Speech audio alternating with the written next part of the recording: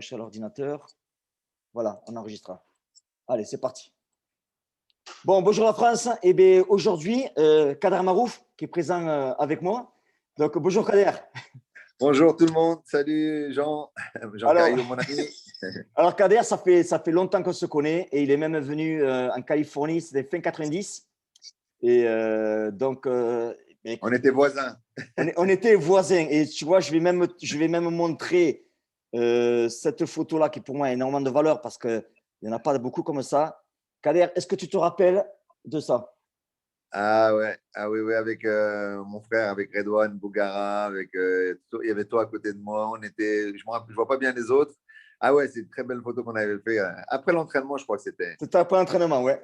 C'était quand tu préparais pour le combat. Donc, Kader, ouais, j'ai raison pourquoi je montre ça, Kader, parce que t'en as certains qui disent que, en fait, que je connais rien au Muay Thai kickboxing, que je suis connu que depuis que j'ai fait YouTube il y a 3 mois. Alors, je leur dis, Ah bon? ouais, Et ils sont un peu en retard, ces gens-là. Peut-être que c'est eux qui connaissent pas, ça c'est le cas de dire. voilà. Donc, en tout cas, donc, pour ceux qui ne connaissent pas Kader Marouf, quand même, un grand monsieur, c'est lui qui a mis en place le Partouche Kickboxing Tour. Donc, grande promotion, c'est lui qui a fait découvrir pas mal de champions. Mais aussi, il y a des gros qui ont boxé pour toi, comme Badari, Fabio Pinca, Doomset, Johan Lindon. Il y a beaucoup, beaucoup de champions qui sont passés pour toi, qui sont passés chez toi, que tu as fait découvrir. C'est toi aussi qui as Exact, fait le Thai Fight en France, exact. un grand promoteur. Et je crois même que tu étais le seul, en fait, qui fait des grandes promotions en France, en Europe maintenant. Moi, j'en fais dans le monde entier. J'organise en Australie, j'organise en Turquie, j'ai organisé un peu en Grèce, à Chypre. J'essaie d'organiser un peu à droite à gauche avec mon partenaire avant, qui est décédé il y a pas loin d'un mois et demi. Mhm. On travaille ensemble, ça fait plus de 23 ans. Mais il y a des grands promoteurs aussi en France, comme Eric Roméas, Jean-Charles Skarbowski, eux qui organisent que en France. Mais moi, je me considère pas comme un grand promoteur international. Je fais quelque chose que j'aime bien Mhm. et j'essaie de promouvoir des combats que les gens attendent et spectaculaires. D'accord. Donc, Kader, je te pose une question, c'est pourquoi tu as démarré le pied-point? Pourquoi tu n'as pas fait du Bah, foot? comme tout le, on a fait du foot, on a fait du foot, ouais. On a fait du foot, mais avant, comme tout le monde, quoi. On était, si tu veux, dans les quartiers, et puis on essayait de se défendre comme on pouvait, et il y avait des salles de boxe, et tu as les gens de la mairie, tu as la police ou les gendarmes, ils disent, bon, écoute, va t'entraîner, arrête de faire des histoires dehors, sinon tu vas mal finir. Donc on a tous fait on avait tous une salle à côté de chez nous. On regardait des Bruce Lee, on regardait des Jean-Claude Van Damme, on regardait des Chuck Norris et David Carradine, tous ces gens-là qui nous ont poussés à faire du sport pied-point. Et donc j'ai dit, putain, moi aussi, je veux faire ça. Et voilà. Donc on est parti dans une salle parce qu'on a vu des films comme tout le monde, quoi. Et est-ce que ça t'a surpris quand tu voyais les films et que tu es dans la réalité? Est-ce que ça t'a surpris? Bah, les films, c'est quatre de dire. Un film, c'est un film. La réalité, c'est la réalité, c'est deux choses différentes. Ça n'a rien à voir. C'est là où tu te dis, punaise, ou dans quel merdier je me suis mis et comment je vais m'en sortir. Après, tu aimes bien ce que tu fais et en plus, ça extériorise. Donc, tu te dis, bah, je vais rester et tu commences à continuer. Et tu as un petit don parce que tu as un petit, on va dire, une façon de travailler qui est différente des autres. Tu es remarqué par rapport à nous. Et après, ils disent, bon, tu veux faire des combats, on te demande si tu veux faire des entraînements plus spécifiques. Et là, on commence à prendre de l'attention sur toi et c'est ce qui fait que tu as envie de percer, quoi. Mhm. Et donc aussi, donc, par rapport au combat, parce que faut que les gens savent quand même, Kader, champion de France, champion d'Europe, plusieurs fois champion de France, champion d'Europe et champion du monde en kick et en Muay Thai. Est-ce que tu avais, avant de monter sur un ring, est-ce que tu avais un rituel? Un rituel, non, parce que je me disais quoi? Je me disais, comme je pense pas mal de boxeurs qui ont boxé à haut niveau, j'attendais le premier coup de gong, la première seconde que ça sonne, parce que tu es là, t'as de l'adrénaline, tout ça, tu te dis, punaise, alors ça commence quand? Ça commence quand? T'as envie de boxer, t'as envie de combattre, tu sais pas comment. Avant, on n'avait pas les vidéos, on ne sait pas comment ça boxait, comment on regardait, comme là aujourd'hui, les jeunes, ils arrivent à regarder les autres boxeurs, ils arrivent à analyser tout ça. Alors nous, on disait, bon, comment il va commencer, comment il va boxer, comment il boxe. Tu as peut-être deux, trois, huit dire que des gens, ils disent, ouais, il boxe comme ci, il fait comme ça. Ouais, fais gaffe, Marouf, il a un crochet du gauche, il a les low kicks, il a les genoux, il a les coudes, il a... des trucs, donc on savait par rapport à ce que les gens disaient. Et donc, nous, dès qu'il y avait le premier coup de gong, et là, c'était parti, quoi. Je disais, bah, allez, c'est bon, c'est la guerre. Ouais. Le Et rituel, non, j'avais pas de rituel. J'avais quoi? Non, j'avais pas de rituel. J'avais pas de rituel, non. est-ce que tu aimes, Pas comme- t'aimes avoir du monde autour de toi ou tu préfères être tout seul? Comment tu fais en fait? Moi, j'avais plein de monde dans le vestiaire, je m'en foutais, et on rigolait. J'ai pas eu d'attention de dire, ouais, laissez-moi tranquille, laissez-moi tout seul, machin. Il y a des Ouais, gens, ils ont besoin de se concentrer, il y a des gens, ils ont besoin d'être entourés, il y a des gens, ils y pensent pas. Si tu veux, j'ai eu cette chance de pas trop paniquer avant le combat oui. et de dire, voilà, ben, ça va se passer, ça va se passer. Il y a les potes, surtout, tu as les potes, tu as les amis, tu as deux, trois gens qui sont autour et tu parles et ça te fait perdre la notion du temps et la pensée du combat parce que si tu restes tout seul, moi, si je restais tout seul et tout, je devenais fou, quoi. Je disais, putain, Ah, je vais boxer, ça commence dans combien de temps? Alors, je préférais qu'il y avait des gens et au moins, ça me faisait passer le temps. d'accord. Ouais. Maintenant, Kader, combien d'opérations tu as eu au visage? Oh, purée, je sais pas, 7-8, je crois. Cette nuit. Ouais, Parce que, j'avais le nez, je me mouchais par là, je me mouchais.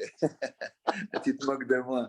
Ouais, parce que tu vois que j'ai refait un peu. Ça y est, on est vieux, euh, 50 ans. Je me mouchais ouais. par là, je crois. Je sais pas là. Non, je te dis ça, Kader, parce que quand je t'ai connu, et maintenant c'est différent. Mais tu me fais penser à quand j'ai interviewé Fred Sinistra, il m'a fait rigoler parce qu'il a dit une expression qui m'a vachement plu. Il m'a dit j'ai toujours le nez en travaux. Il me dit. Ah ouais, ouais, ouais. Bah, il y a plein de gens qui ont les nez en travaux, mais il vaut mieux pas les toucher parce que ça sert à rien. Tu casses, tu abîmes plus qu'autre chose et après, c'est plus difficile à réparer. Ah, d'accord, ouais. Ouais, c'est ce que j'ai appris, ce que j'ai compris avec des professeurs qui m'ont fait au début, je faisais par des chirurgiens, jusqu'après, j'ai connu des gens, ils m'ont dit, je connais un professeur, je connais Et il y a des gens, ils me disaient, arrête de faire des opérations parce que ça facilite pas le travail. Ça Hmm, devient, et c'est très difficile de trouver un osseux cartilagineux et tout ça. ouais. Donc, quand on faisait les opérations, ils préféraient qu'on boxait tout le temps et vers la fin, on faisait les opérations. D'accord, d'accord. Maintenant, comme toi, tu es un promoteur, à ton avis, entre promoteur, entraîneur et boxeur, quel est le profil type des combattants en fait? Moi, je dis très souvent qu'en fait, c'est très rare de former des combattants avec du coton. Donc, Aujourd'hui, les combattants, la plupart des gens, ils s'entraînent tout seuls.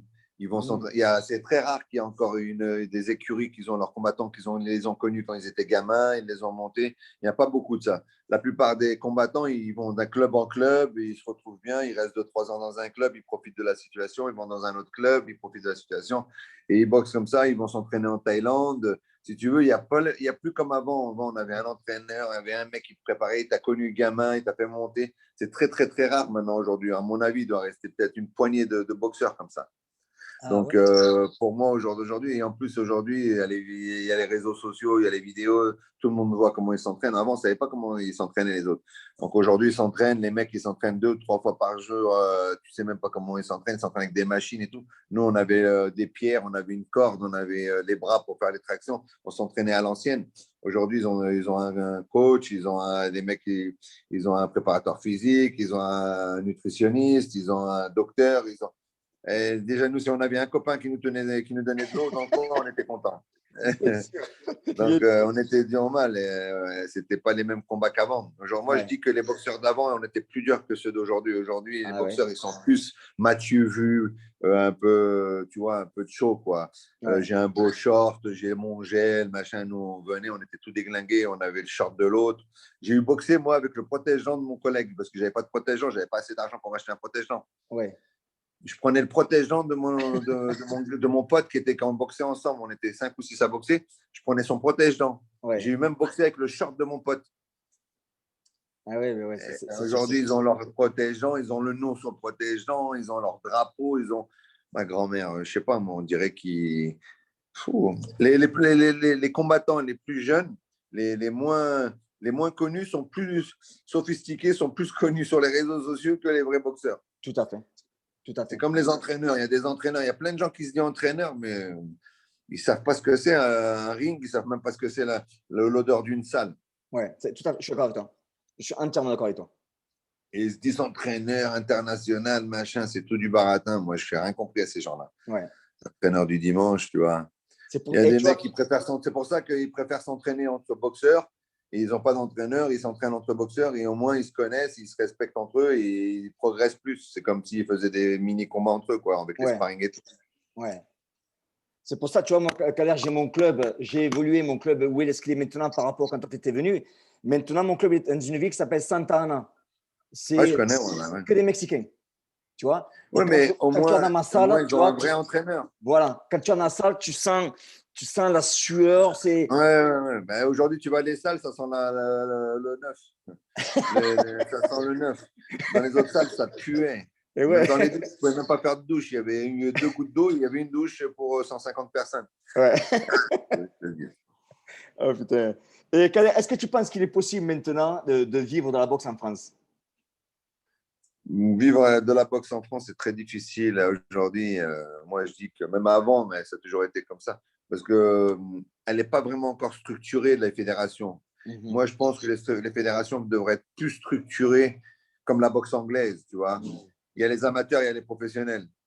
C'est comme les promoteurs en France, tout le monde, n'importe qui peut organiser. Ils prennent des boxeurs, ils prennent n'importe qui. L'autre, il a un seul combat dans la soirée d'un combat professionnel, il a 6, 7, 8, 10 combats amateurs.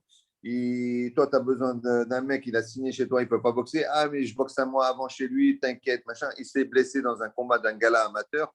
Toi, tu payes des charges, tu payes des taxes, tu as une société, tu payes des employés. L'autre, il organise avec son club, il ne paye aucune taxe, aucune charge, il récolte tout, il prend les entrées, les machins. Il a payé un seul boxeur professionnel, il fait des amateurs. Moi, je pense que la fédération devrait faire comme la boxe anglaise. Chacun doit organiser à son niveau. C'est-à-dire, il y a les combats amateurs, les combats, c'est-à-dire les promoteurs qui veulent organiser, il faut qu'ils aient une licence promoteur. Donc, ils prennent une licence à l'année à la fédération qui paye 5, 6, 10 000 euros par an. Au moins, ça va calmer tout le monde. Premièrement. Deuxièmement, il faut un registre de commerce. Moi, je dis parce que tu dois organiser professionnellement. Donc, tu dois avoir une société qui organise, tu vois, pour l'événementiel, pour employer les gens, pour les salariés, les gens, tout ça. Et ces gens-là, ils peuvent organiser que des combats professionnels. Ils ne peuvent pas organiser des combats amateurs. Et les autres, les professeurs, les autres entraîneurs de clubs, les machins, ils peuvent faire des galas, mais que pour amateurs. En même temps, ça fera progresser les gamins et ça leur donnera de l'expérience du ring. Et on va dire, on va mettre un quota de points. Au bout de, je ne sais pas moi, de 150 points, ça veut dire un match gagné, c'est 3 points, comme le foot. Tu montes, et à un moment donné, quand tu as tant de points, eh ben, tu passes professionnel. Et là, après, tu ne peux plus boxer en amateur. Tu as des amateurs, ils vont boxer en professionnel. Tu as des professionnels, ils vont boxer dans les machins amateurs. C'est tout mélangé. Ouais. Moi, mon idée, c'est ça. Mais aux États-Unis, c'est comme ça. Tu vois, avec je le sais aux États-Unis. Je le sais comment c'est aux États-Unis. Je te parle d'en France. Tu me demandes sur la France. Sur la France, c'est un mélange, si tu veux. Il y a un proverbe arabe qui dit « mélange tout, ça va s'éclaircir ». Mais non. Si tu mélanges tout, ça va se brouiller. Ouais, d'accord. Ouais. Et donc, c'est si tu veux, si maintenant tout le monde respectait ce style de travail, la fédération dit voilà, c'est comme ça, c'est pas autrement. Les organisations, c'est comme ça, c'est pas autrement. Les boxeurs, c'est comme ça, c'est pas autrement. Les entraîneurs, les clubs, c'est comme ça, c'est pas autrement. Mais ça serait magnifique. Comme aux États-Unis, tu as bien vu, il y a les promoteurs, ils vont dans les salles, ils vont dans les clubs, les promoteurs, ils viennent, ils disent toi, tu veux boxer. Ils prennent les professionnels, ils regardent les carnets, ils regardent les points. Là, non, n'importe qui va boxer, n'importe qui fait n'importe quoi. C'est pas bon. Ouais, c'est pour ça qu'aux États-Unis, on a. Et toi, tu payes des charges, tu payes une société, tu as une société, tu payes des mecs, tout machin. Tu dis après, tu es dégoûté, tu n'as plus envie d'organiser. C'est pour ça qu'il y a des combats tout pourris. Et tu as des combats, tous les mois, tu as au moins 4-5 combats par mois. Et avant, quand c'était ouvert avant la Covid, il y avait 4-5 combats, il y avait 4-5 galas par mois. Tu ne savais même plus qui c'est qui boxait. Il n'y a aucun classement, il n'y a plus rien. Ils sont tous champions du monde, ils ont tous des ceintures pour s'attacher les pantalons. C'est un truc de fou. Ouais. L'autre, il sort une ceinture, l'autre, il a une ceinture. Même moi, ma propre organisation du A1, j'ai une ceinture, mais elle vaut zéro, ma ceinture. Les seules ceintures, c'est les ceintures fédérales. WBC, WMC, WMTF, WKN. Voilà, mais ne me sors pas des ceintures. L'autre est champion du A1, champion du machin, champion de l'autre. C'est des ceintures de chocolat, ça, c'est pour t'attacher le pantalon. Avant, on donnait des coupes. Moi, j'ai dit, on va mettre des ceintures. Voilà, maintenant, tout le monde a des ceintures. Ils sont tous champions des cacahuètes. Ouais, je suis d'accord avec toi. C'est pour ça que il n'y a aucun classement. Aux États-Unis, c'est ça. Tu l'as vu parce que toi, tu as boxé ici aux États-Unis. Et c'est vrai Ah qu'aux oui, États-Unis, les promotions, c'est pour ça que tu as des promoteurs. On en parle avant d'un ami qu'on a en commun, Dennis Warner. Ça fait plus de 30 ans qu'il est dans ouais, le business. Il est toujours là ouais, parce que c'est très structuré, c'est très propre. mais bien sûr, bien sûr. Et il faut C'est laisser bon. aux pros le travail de pro. Exactement. Aux États-Unis, regarde, rien que parler sur le bandage déjà. Oui, Sur le bandage, c'est oui, interdit de mettre du scotch sur les gants, oui, les mains. À Las Vegas, chaque État, il y a un travail. J'ai boxé à Las oui, Vegas, tu avais le droit de faire un bandage dur. Il y a plein de trucs. oui, Les amateurs, ils n'ont pas le droit de scotch. C'est structuré. tout à Ici, fait. tu as un amateur, il fait un combat. Son premier combat, il a un meilleur bandage qu'un champion du monde. Ouais, Il a un bandage de malade, sa main, c'est un truc de fou. ouais, Tu vas blesser l'autre adversaire. Tu ouais, peux dégoûter des jeunes, c'est n'importe quoi, moi je dis. ouais. Parce que moi, je me rappelle qu'à l'époque, tu étais présent. Hein. Quand il y avait le Draca, moi, j'avais préparé mon boxeur Sean. Je lui fais un bandage comme on fait en France. La commission athlétique de boxe, elle me regardait faire le Ouais, bandage. Elle me dit, mais qu'est-ce que tu fais? Je lui dis, mais je fais le bandage comme un bandage pro. Il me dit, ah non, non, t'enlèves ça, tu peux pas faire ça ici. ouais, et il n'a pas le droit de scotch sur Ouais, les phalanges. ouais, Ouais, je sais, ben ouais. attends. Ouais, bref, on connaît l'histoire. Voilà, moi je fais tout ce que je dis par rapport à les organisations françaises. Après, Mhm, si c'est tout structuré et tout, ça serait bien. C'est pour ça que moi j'essaie de me faire des choses c'est différent des autres. Moi, je copie personne. J'ai été plus copié que je copiais. mhm, J'ai appris un travail avec les Japonais que j'ai appris au Japon avec le K1 et tout, avec Tarek Solak. J'ai un travail que j'ai appris j'assimile très bien, donc je peux me mettre en activité comme je sais. mhm. Je copie personne. J'ai inventé le système de mettre des tables VIP. Tout le monde a mis des tables VIP. Je suis content. Ça ne me Ouais, dérange pas. Mais ce que je veux te dire, j'organise. Moi, je fais boxer des mecs. Comme tu as dit tout à l'heure, j'ai fait connaître des boxeurs. Au jour d'aujourd'hui, c'est des gros champions. Sidi Shai, Alazov, Pinka, Lidon. J'ai fait boxer tout le monde. J'ai fait connaître Doomset. J'ai fait connaître tout le monde. Et je prends des jeunes. Je donne la chance à des jeunes que je mhm, sais qui sont vaillants et je ouais. sais qu'ils vont suivre avec moi. Et demain, je sais qu'ils vont devenir des grands champions. Bon, voilà. Et puis, moi, si tu veux, entre guillemets, je suis un sorte de tremplin pour le Mhm. futur des boxeurs. Très bien. Et Et en plus, les jeunes amateurs, les jeunes que je fais connaître, ils se défoncent plus que les professionnels. eh ouais, Ils font des combats de malades. Ils veulent se montrer. Tellement qu'ils ouais. veulent combattre, ils veulent se montrer pour les autres organisations. Et c'est le Mhm. but. Tout à fait. Mais c'est ça, tu mets la lumière dessus. Hein. Et étant, Ouais. tu lui donnes une opportunité au gamin. Le gamin, il va te faire un combat de Dieu, de fou de Dieu. Hein. Mhm. Et qu'est-ce qui t'a fait passer le déclic, Kader, en fait, de passer de boxeur à promoteur? Qu'est-ce qui a fait que tu t'es dit, bon, je vais devenir promoteur? Ben, franchement, j'ai dit, ben, je vais monter une société. J'ai dit, ben, le business. Oui. Je me suis dit, c'est un bon business. Et en plus, c'est un business que je connais. C'est un business que j'ai appris à l'étranger. J'ai dit, ben, je vais faire un truc qu'il n'y a pas en France. On a copié le catch, Ouais. la Mhm. façon d'organiser comme le catch. Les Oui. grands écrans, les feux d'artifice, les gonzesses, le show, le mec qui crie. Au jour d'aujourd'hui, il n'y a pas beaucoup de gens qui font ça. Donc, on a dit, on va faire ce travail et on va faire avancer. Donc, c'est pour ça que quand moi, je vois les boxeurs, je les prends avant le combat, je leur dis, fais du show, montre-toi, fais du spectacle, c'est là où tu vas te Mhm. faire connaître. Tout à fait. C'est pour ça Doomset et tout. Doomset, c'est quelqu'un de très respectueux, par exemple. Il parle, il critique, il fait des shows, mais au moins, il fait son business. Oui. Ouais. Ah, je suis d'accord avec Par toi. rapport au business. Ouais. Voilà. Ouais. Mais tu vois, MMA ici, c'est pareil. Hein. MMA, les mecs, plus on Ben oui, regarde. plus ils montent, c'est un show. Hein. C'est un show. Ben oui, ben oui. Ouais.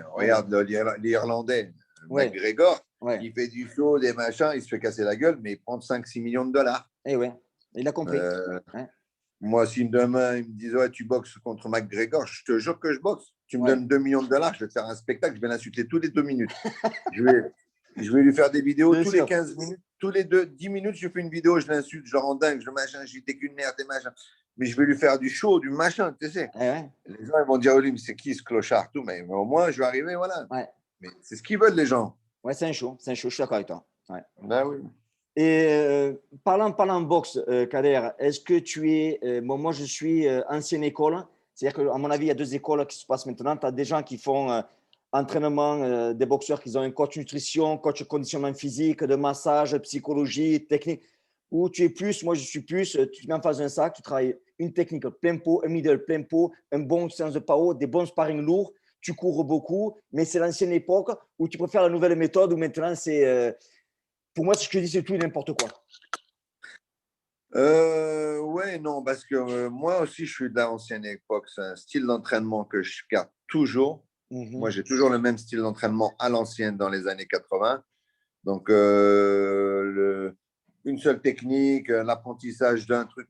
Au jour d'aujourd'hui, pour apprendre à un boxeur, un jeune boxeur de zéro à le monter, j'arriverai plus à l'entraîner. Pourquoi? Parce que le boxeur, dans sa tête, il va se voir sur les Facebook, il va aller voir les réseaux sociaux, il ne va pas suivre, il ne va pas vouloir.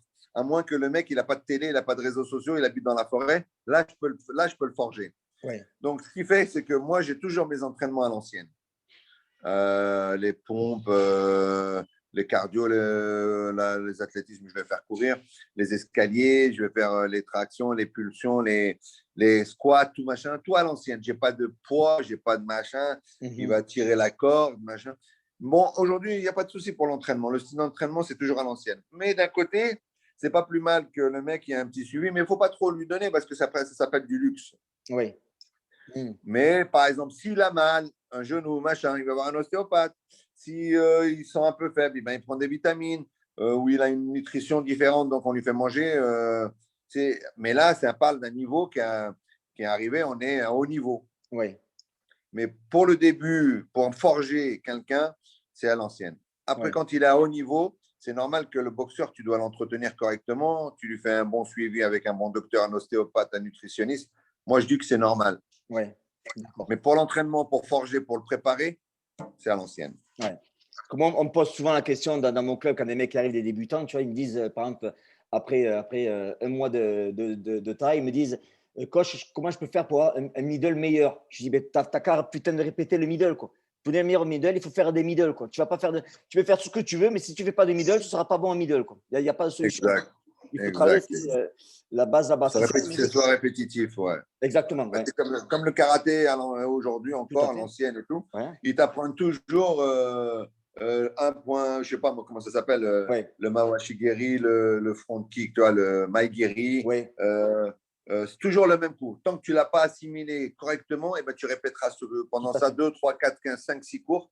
Pendant 2 heures, et ça fait 10 heures de cours, tu vas faire qu'un seul coup, tu vas dire putain. Il y a des gens, ils vont dire allez, c'est bon, ça m'a saoulé, je dégage. Il y en a, ils veulent tout apprendre, mais ils n'ont rien compris. Oui, c'est ça. Ouais. D'accord. Donc, tu es plus en fait de la philosophie de vaut mieux connaître une technique pratiquée 1000 fois que 1000 techniques pratiquées qu'une seule fois. On est d'accord. D'accord. Maintenant, Kader, au niveau, une question personnelle, entre guillemets, est-ce que dans la rue, on t'a déjà cassé les couilles? Est-ce que tu t'es déjà frappé dans la rue?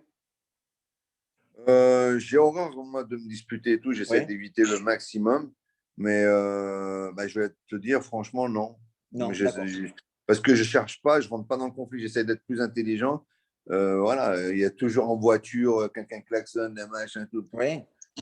Tu imagines au jour d'aujourd'hui, tu tapes quelqu'un, tu prends 10 piges, tu lui mets un crochet, tu vas l'envoyer au sol où il va taper, il va mal tomber, où il va mourir. C'est ce qui m'est arrivé en 1999. J'ai tapé un mec et il est mort cliniquement et indirectement, entre guillemets. Oui. Ils m'ont mis la totale sur mon dos. Ils m'ont mis 7 ans de prison, machin, ils m'ont mis la totale. Voilà. Ouais. Donc au jour d'aujourd'hui, j'ai pris une bonne leçon et voilà.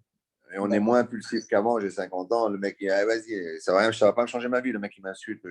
Par contre, il vient, il me touche, il me crache dessus ou machin. Ça, c'est différent. Donc maintenant, une autre question vite fait. Donc, tu es dans la rue, par exemple, en famille. T'en as un qui vient te voir, il te chicane et tu sais qu'il va partir. C'est-à-dire, tu sens qu'il va partir. Tu attends qu'il te frappe en premier ou tu réagis de suite? Si tu sais qu'il va partir. Mais comment tu peux savoir qu'il va partir? C'est-à-dire que tu sens que ça commence à monter. Ça commence à monter. Tu vas monter. Si ça commence à monter, c'est que tu rentres dans son engrenage. Ça veut dire que tu rentres dans son vice. Mais si tu ne rentres pas dans son vice et que tu es plus intelligent que lui, et tu essayes de l'ignorer indifféremment en lui donnant de la valeur, en lui disant « Ok, tu as raison, excuse-moi, monsieur. » Il ne peut pas s'énerver plus. Si tu dis le mec, à moins que c'est un malade mental, il s'est échappé de l'asile. Mais si tu dis « Oui, écoutez, monsieur, pas de problème, vous avez raison, excusez-moi. » Voilà. Et le mec, il va se dire, putain, c'est une tapette, tu vois. Ouais, je suis une tapette, pas de problème, je suis en famille, machin. On ne sait jamais, le mec, il peut avoir un couteau, il peut avoir une arme, il peut avoir n'importe quoi sur lui. Bien, maintenant, il vient pour me frapper avant. S'il vient dès qu'il commence à lever la main, le premier qui tape. Hein. Tout à fait, d'accord, je suis d'accord avec toi. Mais si tu ne rentres pas dans son vice, tu dis, ouais, non, mais pas de problème, monsieur, vous avez raison, excusez-moi. Oui, pardon, je vous ai dit ça. Non, je ne vous ai pas regardé. Oui, qu'est-ce que ça me regarde? Excusez-moi, je vous ai regardé, excusez-moi. Il vaut mieux être comme ça que tu ne sais même pas comment ça va se passer.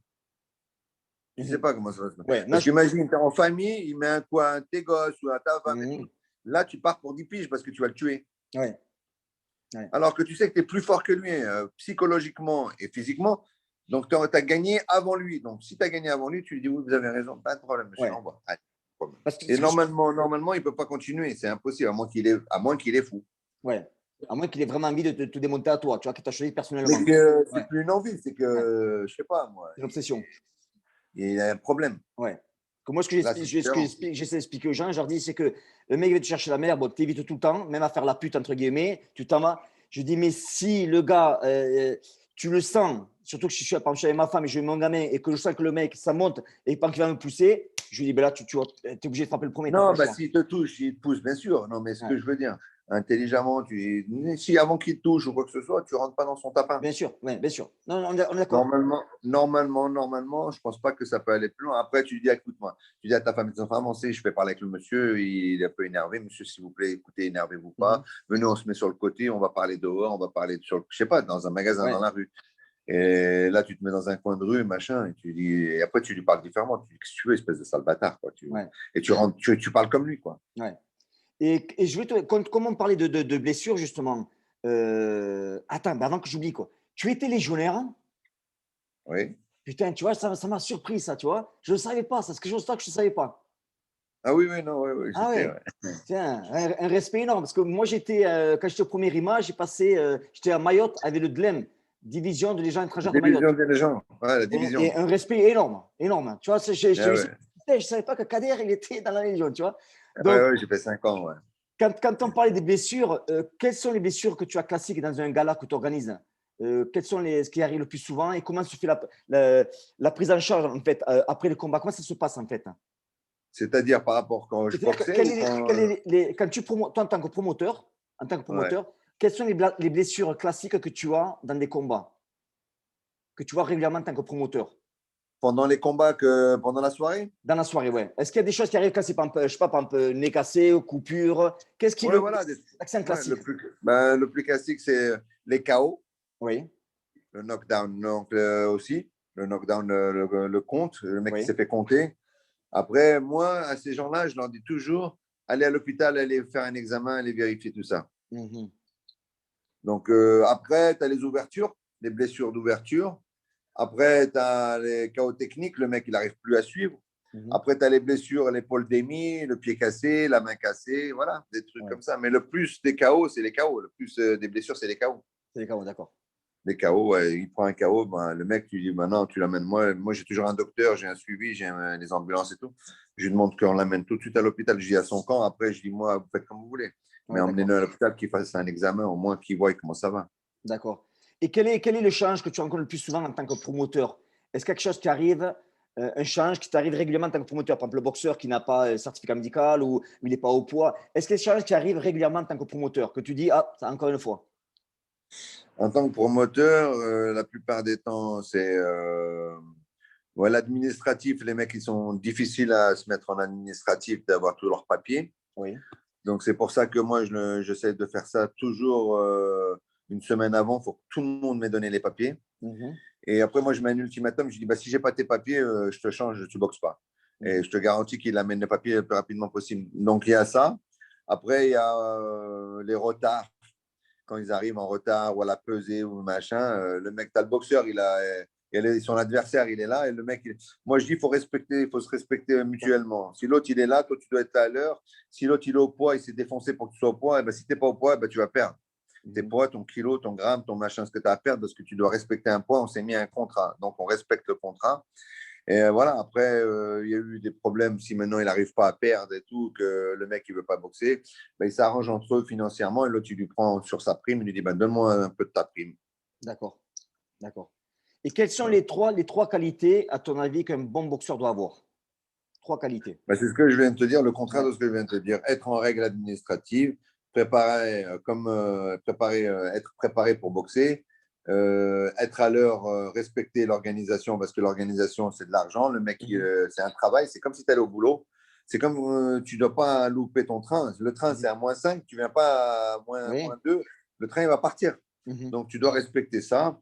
Voilà, la rigueur, l'entraînement, la rigueur du boxeur, de l'équipe qui arrive pour travailler avec toi. Tout à fait. Et en tant que boxeur, quelles sont les qualités que tu penses qu'un bon boxeur doit avoir? Il doit respecter, moi, je dis, l'adversaire après le combat. Mhm. Même avant, c'est toujours du cinéma, comme on disait. Il ne Oui. faut pas qu'il y ait d'animosité. Après le combat, serrer la main, s'embrasser, on va manger ensemble et Mhm. puis être toute la team, tout le monde. Au jour d'aujourd'hui, tous les gens avec qui j'ai travaillé, j'ai eu aucun problème. D'accord. Tout le monde, on mange ensemble, tout le monde s'entend bien, il n'y a pas de souci. Et comment tu vois le kick et le Muay Thai en France dans 10 ans? Je pense que ça va être comme la boxe française. Mhm. Ça va se dissoudre tout doucement parce que le MMA va venir.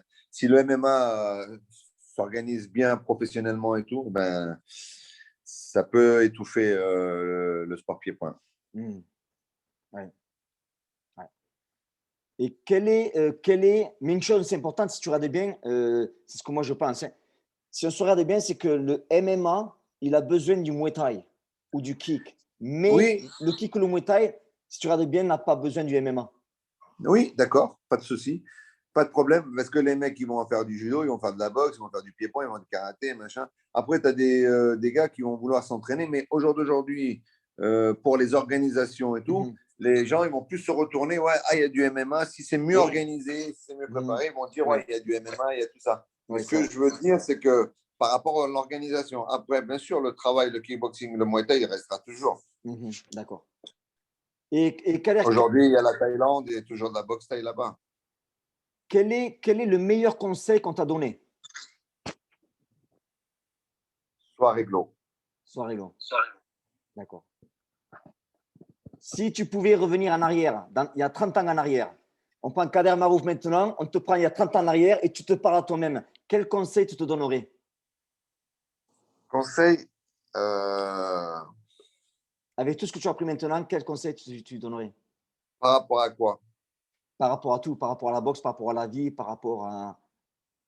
Eh ben, avec tout ce que je sais aujourd'hui, Oui, eh ben, tout ce que je sais aujourd'hui, je serais le Bill Gates de la boxe. mais tu lui dirais quoi, Kader Marouf, il y a 30 ans? Si tu peux lui parler, tu dirais quoi? Eh ben, fais ce que les gens ne peuvent pas faire. Ah, d'accord, d'accord. Donc, si je vais aller, là, tu en arrives à ma prochaine question. Donc, Kader, pourquoi tu fais ce que tu fais? Ben, je fais ce que je fais par rapport au business, premièrement, parce que je Mhm, dis la vérité, je ne suis pas un menteur. mhm, Deuxièmement, j'aime des beaux shows. mhm. Des beaux shows. Ça veut dire classe, professionnel, organisé, carré. Après, pourquoi je fais ça? Ben, pour me nourrir, Oui. parce que je sais faire ça. Si Mhm, j'ai une chaîne de restaurant, ben, moi, je m'occupe de ma chaîne de restaurant. Mais ce que je veux dire, c'est que aujourd'hui, si j'arrête la boxe, ben, je me mets dans un restaurant et je vais faire à manger. d'accord, Voilà, je sais faire d'accord. à manger. Donc, mais bon, pour moi, je me dis, je sais faire ça pour l'instant. Il y a de l'argent à gagner encore parce que tu travailles bien et ça peut faire aider des Mhm, jeunes qui veulent se faire connaître.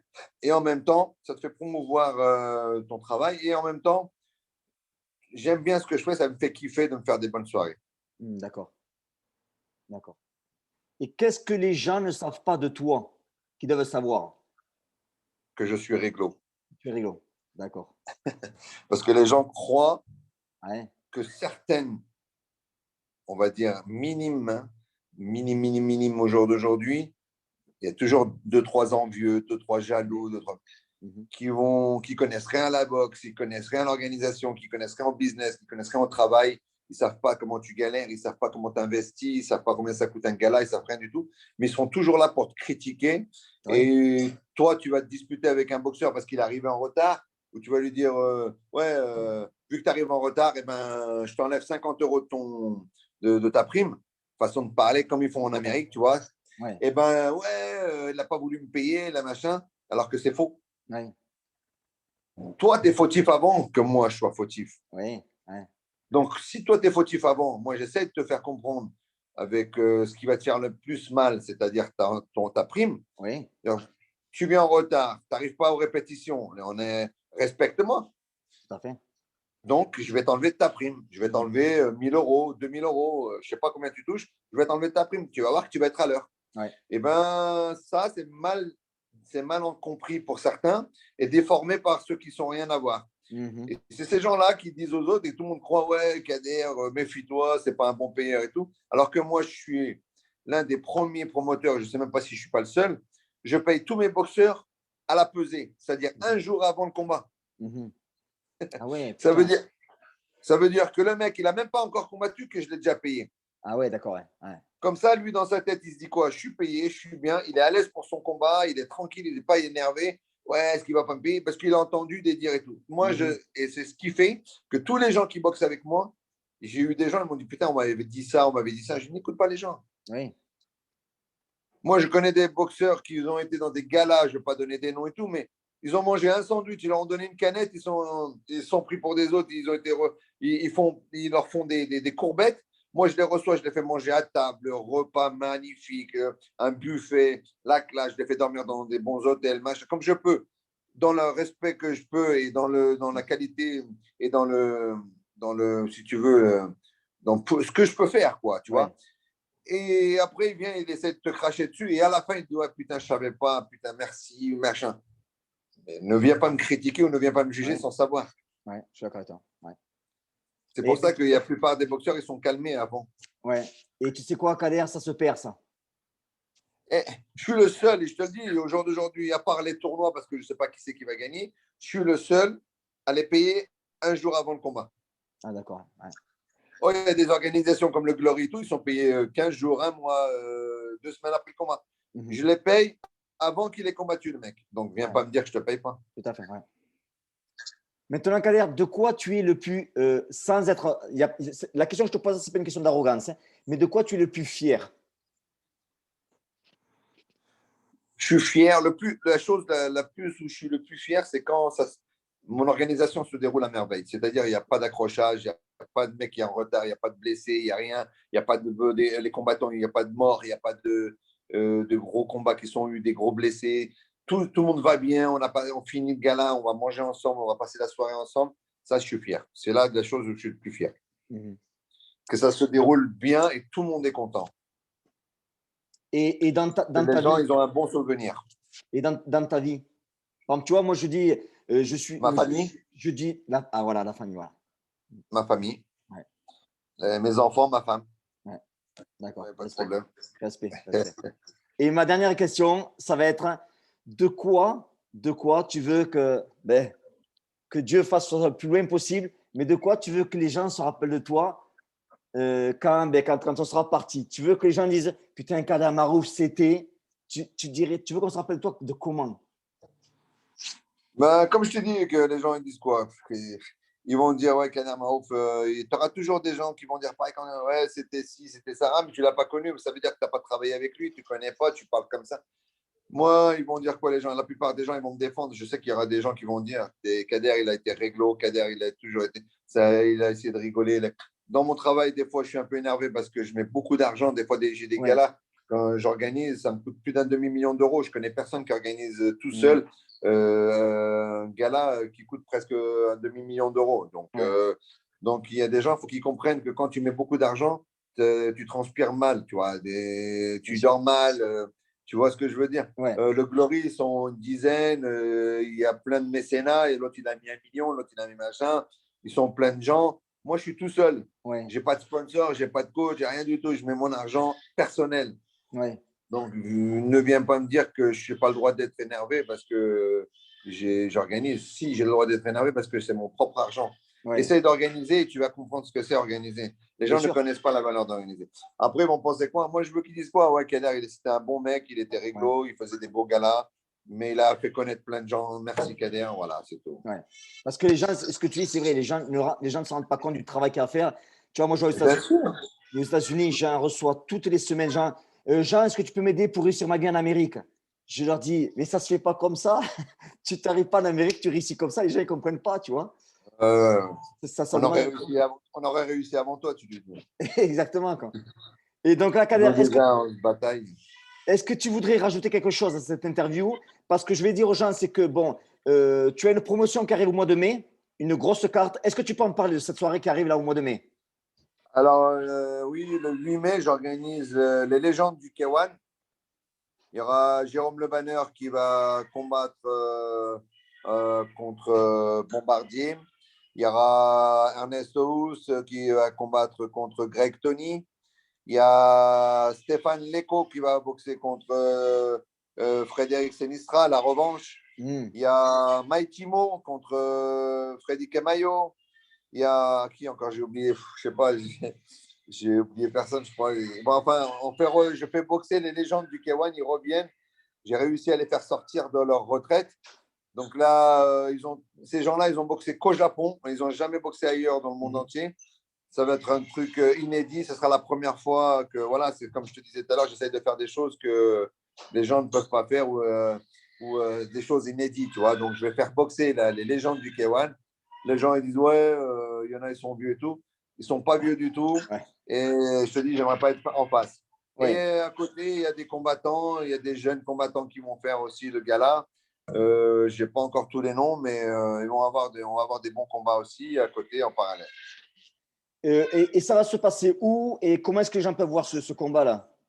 Cette soirée, ça se passe où? Alors, ça se passera le 8 mai à Lyon. 8 mai à Lyon. À Lyon. Où ça va se passer? Là, on est en train de négocier avec certaines télés. Voilà. Et il y aura un pay-per-view pour les étrangers. Donc, voilà. On va mettre en place un pay-per-view pour tous les gens qui vivent à l'étranger et qui veulent voir le combat. Et voilà. Bon, après, qu'est-ce que tu veux que je dise? Mon dernier mot que je peux dire, c'est que je remercie Jean Carillo parce que je te connais, ça fait presque plus de 25 ans, 30 ans même. Les gens croient, je sais qu'il y a pas mal de gens qui croient que tu connais rien et ils sont loin de ça. Tu es quelqu'un qui connaît la boxe même, je sais pas, même, je pourrais dire même 1000 fois mieux que moi. Tu es un passionné, surtout en plus, un très, très, très bon entraîneur. On s'est entraîné ensemble, on s'est préparé ensemble. Tu as monté, tu as préparé des champions, je sais. Tu es quelqu'un de famille, tu es quelqu'un de droit. Et en plus, quand tu parles de quelque chose dans le niveau de la boxe, il vaut mieux t'écouter deux fois plus qu'une. Parce que quand tu parles, ça veut dire quelque chose et ça a son sens. Ça, contrairement à certains entraîneurs à 2 balles. Oui. Ben, je te remercie énormément, Kader.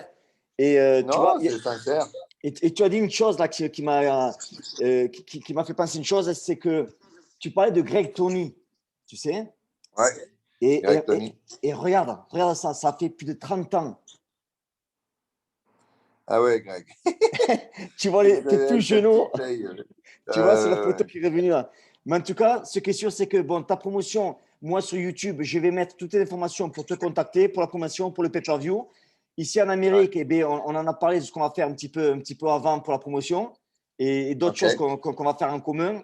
Et puis, merci beaucoup. En tout cas, moi, Kader, je te remercie sincèrement d'avoir passé le temps avec nous. C'est moi qui te remercie. Et puis, en tout cas, écoute, on se tient au courant. On en a parlé un petit peu avant de ce qu'on va faire. Il y a des choses à faire.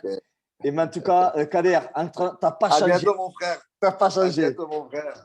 Je vais venir te voir. On va faire une belle vidéo. Quand tu veux, Kader. Ah, c'est gentil. Kader. Je ferai un séminaire. Tiens, tu sais quoi? Je viendrai faire un séminaire dans ton club. Eh bien, Kader, la porte est ouverte quand tu veux.